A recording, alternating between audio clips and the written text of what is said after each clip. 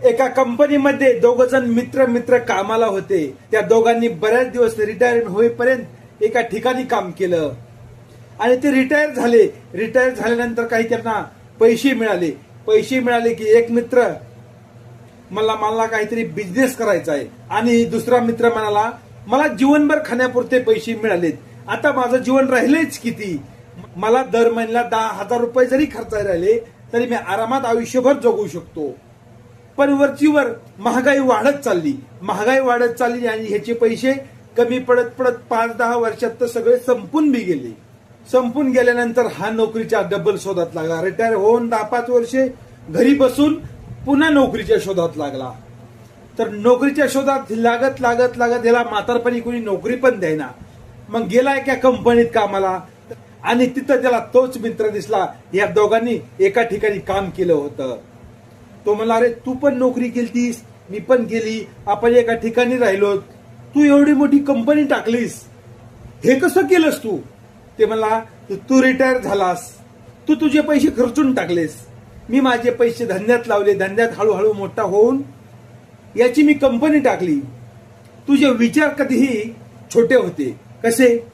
एके वेळेस आपण ऑफिसमध्ये काम केलं, आपल्याकडून लाईट आणि पंखा बंद करायचा विसरला आणि आपण कंपनीपासून 5 किलोमीटर मोटरसायकलवर पुढे आलो आणि मी तुला काय म्हणालो की आपल्या ऑफिस मधला पंखा आणि लाईट बंद करायची राहिली, चल वापस. तू काय म्हणलास?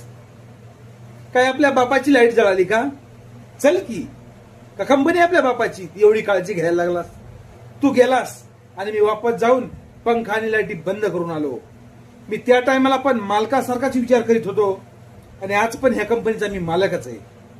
तुझे विचार छोटे होते म्हणून तू आज नोकरच आहेस, काही हरकत नाही. तू माझा मित्र आहेस, या कंपनीत तुला वाटेल ते काम कर, मी तुला पगार देईल. तसं मित्रांनो आपल्या आपल्या दिमागाचा खेळ आहे.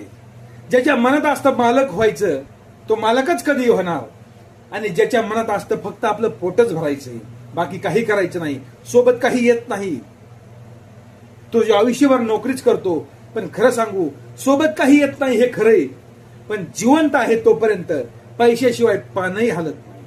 कारण पैसा नसेल तर तुमच्या चांगुलपणाला बी उपयोग नाही. कारण पैसा इतका बेईमान आहे आणि पैसा इतका चांगला आहे, पैशामुळे मरायलेला माणूस वाचतो, वाचायला पण मारू शकतो. जो माणूस कधी आयुष्यात खरा बोलला नाही तो पण खरं बोलतो, जे आयुष्यात माणूस कधी लबाड बोलला नाही तो सुद्धा लबाड बोलतो.